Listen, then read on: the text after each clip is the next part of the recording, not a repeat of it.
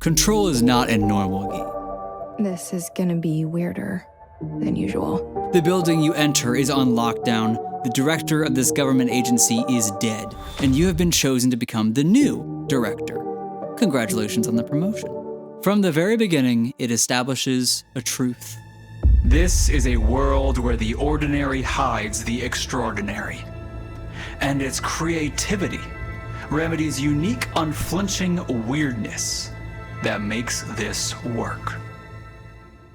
The oldest house is creativity in architectural form. On the surface, it's bland brutalism, fluorescent lights, filing cabinets, gray walls, but the deeper you go, the more it feels possessed. Hallways shift, rooms rearrange, and it's so much bigger on the inside than on the out. And tucked into all of it are mysteries Remedy asks you to chase. Hundreds of memos, recordings, live-action footage on projectors, puppet show PSAs. The world building injected into every corner of this place calls to me. There are plenty of games that I'll skip reading documents and extracurricular literature. Not in Control, because each one dangled another string for me to pin on the conspiracy board of my own making. To get into specifics of one of the first areas that made me go, oh, that's how it's going to be. There's the motel. The first, then second, then third time I pulled that light switch cord and suddenly found myself in a liminal space, part roadside lodge, part dream logic, I got goosebumps. It was a moment that told me Control wasn't interested in being consistent. It was interested in being strange. Now, Remedy didn't stop at tone and lore. They built the weirdness into the mechanics. Your service weapon is an entire arsenal built into a single gun. It doesn't swap, it reshapes. Shotgun, sniper rifle, grenade launcher, an armory at your fingertips. Even better than the weapon in your hand, the powers steal the show. Boosting upwards into flight, telekinetically ripping your environment up around you to hurl at your enemies, and using desks, lamps, and the very ground you walk on to form into a shield in front of you, creating a brilliant combat system. It's fluid, adaptive, destructive. Enemies force you to change tactics, to rotate abilities, to keep moving. Every fight leaves the Bureau scarred, desks in splinters, floor tiles ripped clean. The details and destruction had me feeling like, you're really glazing the combat. Are you gonna tell them that it's also the worst part? After a while, it started to feel ordinary. The problem isn't the system itself, it's the frequency at which it's used. Too often, progression meant entering a room, clearing waves of hiss, and then moving on. Then the hiss respawn, and again, and again. Side quests send you to areas that you've already cleared out to, you guessed it, clear out another wave of hiss. Then they send you Bureau alerts to go to areas to clear out the hiss again. At this point, the main antagonists are starting to feel less like a terrifying entity and more like unwanted pests. And this is where most of the steam is lost. The hiss should be terrifying. These are your coworkers. Thousands of them, overtaken, twisted, weaponized. A building's entire staff turned into puppets. By all intents and purposes, they are dead now, and doom is on the horizon. So what do the survivors, the few agents and employees of the Bureau, do? Not much. They're not horrified, and they're not coldly clinical either. What is happening in the Bureau does not elicit a proportionate response from the remaining staff. Either they should be terrified that everyone is dead, and all areas of their agency have been twisted and destroyed, or they should be totally dismissive of it, as if it's just an exciting data point for them. It's an odd in-between that makes the hiss feel more like cockroaches than the existential threat that we're told that they are. And when we get to the end of the game and it's just another gauntlet of hiss to fight through, it's disappointing. Because the buildup of the mystery is so compelling. Stories have been around for, well, as long as humans.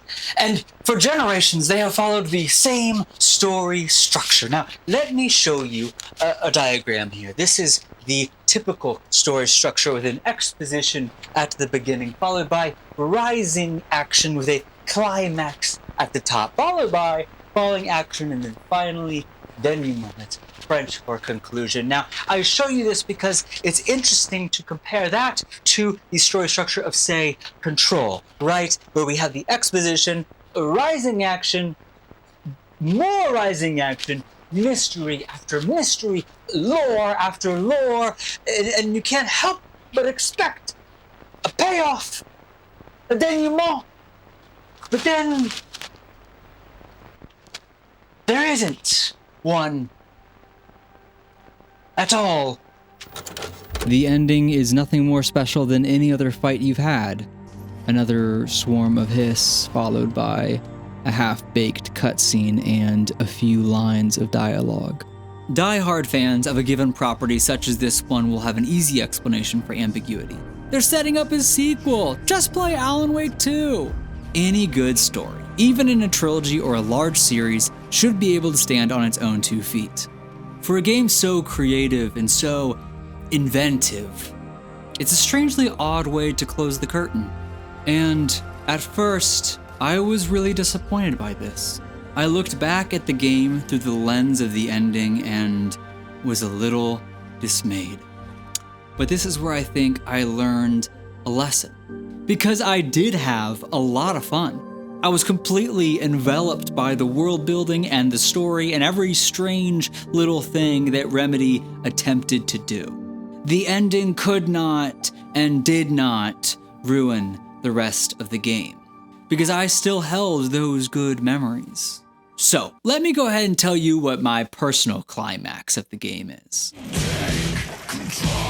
The Ashtray Maze. One of the most exhilarating, surreal, and joyful experiences in any game I've ever played, period. A hallway that folds in on itself, exploding into impossible architecture, pulsing with rock music that lights a fire in your soul. It's Remedy at their most confident. Weirdness elevated into spectacle. Something so over the top and incredible, there's no way you'd see it coming. Games shouldn't be able to do this, but this one does. The special power of this scene is also captured and explored in the expansions to the game. The 2 DLCs of Control doubled down on the things that made the game great and improved upon the things it did not. Little bits of information are revealed and fill some of the cracks in the story. No huge answers are given, but they weren't needed. I think of the show Severance and how mysterious and intriguing the show is for its entire runtime. They don't answer many of the questions by the end of the 2nd season, but they do leave you with those aha moments that feel satisfactory and conclusive. Foundation is a great course correction for Control, providing those little yummy crumbs that will curb my appetite for a sequel. As far as gameplay goes, my favorite moments in these 2 expansions nail a unique problem and solution forward mechanic. In Foundation, there's a mission where you carry a CRT object of power through the dark, using its light to carve a path, and keep enemies at bay by incapacitating them as long as they remain in the light. Just me, the TV, and the tension of protecting it while relying on its protection all the same. Awe delivers a terrifying antagonist straight out of a body horror that can't be fought by conventional means. As long as you are in the shadows, Heartman can appear anywhere around you and strike. So each room becomes a puzzle with cat and mouse gameplay. Tensions rise as suddenly you've lost your mobility and have to think creatively on the fly while danger looms just outside your reach. And narratively, Awe pulls threads, connects dots, and even ties Control into Remedy's larger universe. This is the opportune time to tease that next project and to shed a big light on the, yes, this is what's really happening.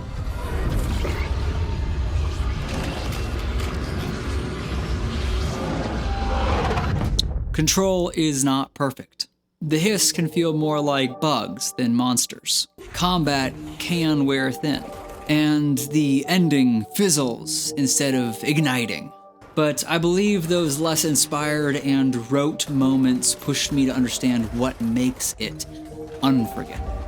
It's wild creativity. And it proves something simple. When games embrace creativity without fear, they stop being just games, and they become worlds that we want to stay lost in.